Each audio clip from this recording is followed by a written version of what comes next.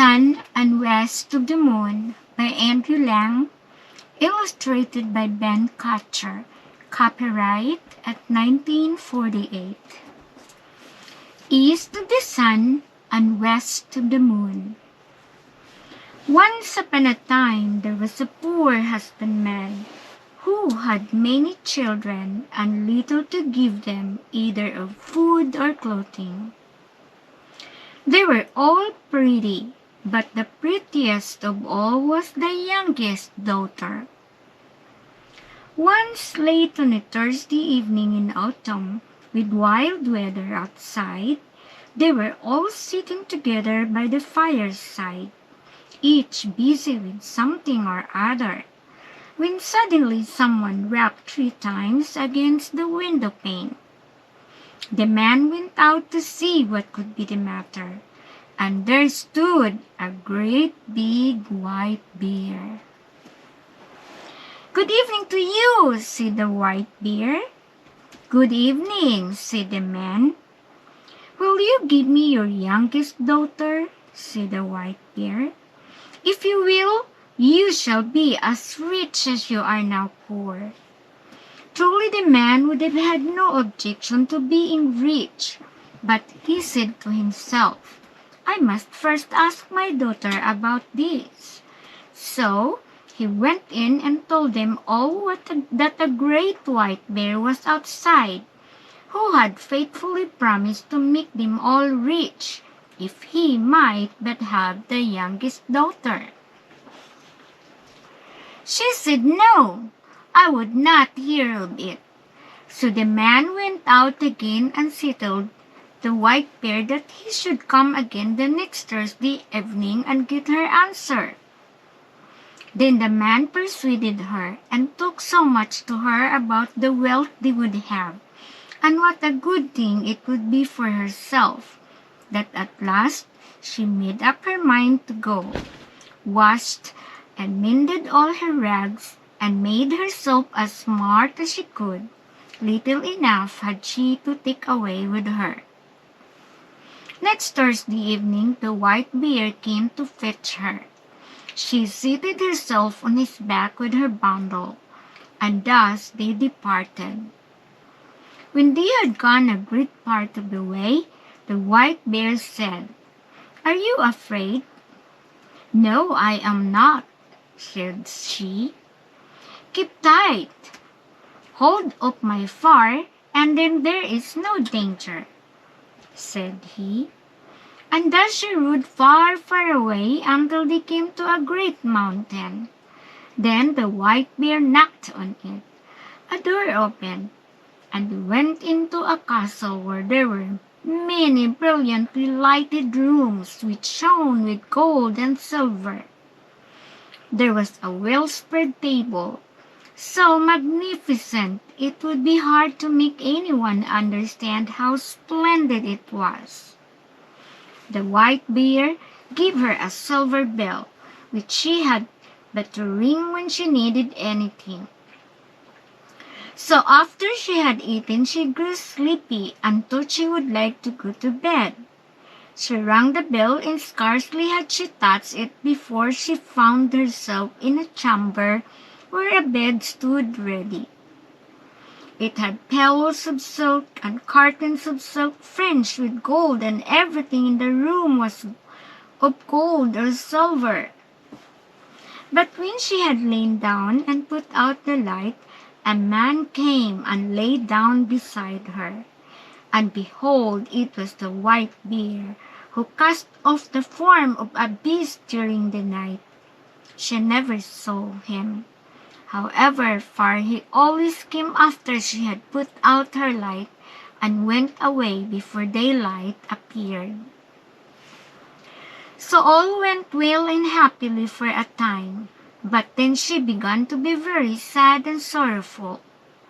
All day long she was alone, and she did to wish to go home to her father and mother and brothers and sisters. Then the white bear asked what it was she wanted, and she told him it was because she could not see her brothers and sisters that she was so sorrowful. "There might be a cure for that," said the white bear, "if you would but promise me never to talk with your mother alone as she will wish. If you do, you will bring great misery on both of us." So one Sunday the white bear said they could now sit out to see her father and mother, and she sitting on his back. They went a long, long way, and it took a long, long time. But at last they came to a large white farmhouse, and her brothers and sisters were running about outside it, playing, and it was so pretty, it was a pleasure to look at. "Your parents dwell here now," said the white bear, "but do not forget what I said to you, or you will do much harm both to yourself and me." "No, indeed," said she, "I shall never forget." And as soon as she was at home, the white bird turned round and went back again. There were such rejoicings when she went in to her parents that it seemed as if they would never come to an end. Every one thought he could never be sufficiently grateful to her for all she had done for them all. Now they had everything they wanted, and everything was as good as it could be. They all asked her how she was. All was well with her too, she said, and she had everything she could want. What other answers she gave, they did not learn much from her. But in the afternoon, after they had dined at midday, all happened just as the white bear had said.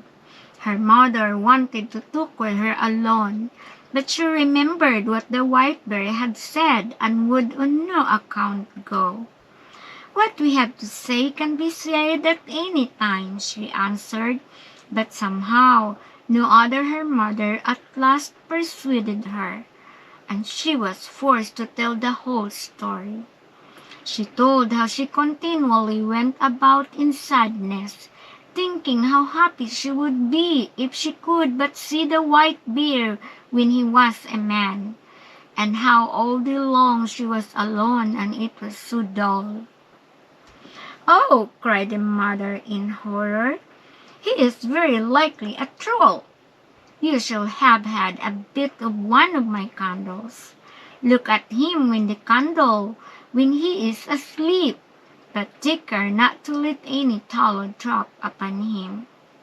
So she took the candle and hid it in her dress, and when evening drew near the white bear came to fetch her away. When they had gone some distance, the white bear asked her if everything had not happened just as he had foretold, and she could not but own that it had. "Then, if you have done what your mother wished," he said, "you have brought great misery on both of us."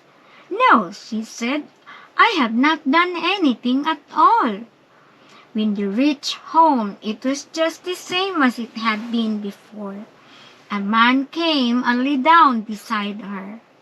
And late at night, when she knew he was sleeping, she rose and lit her candle.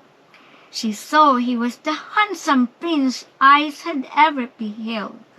She loved him so much, it seemed to her she must die if she did not kiss him that very moment. So she did kiss him, but let 3 drops of hot tallow fall upon his shirts, and he awoke. "What have you done now?" said he. "If you had but held out for the space of 1 year, I should have been free. I have stepmother who has bewitched me, so I am a white bear by day and a man by night. Now all is at end, and I must leave you and go to her. She lives in a castle which lies east of the sun and west of the moon. There is a princess with a nose 3 ells long, and now she is the one I must marry." She wept, but all in vain, for go he must. Then she asked him if she could not go with him, but no, that could not be. Can you tell me the way then, and I will seek you, that I may surely be allowed to do. Yes, you may do that, said he, but there is no way there. It lies east of the sun and west of the moon, and never would you find your way there. When she awoke in the morning, both the white bear and the castle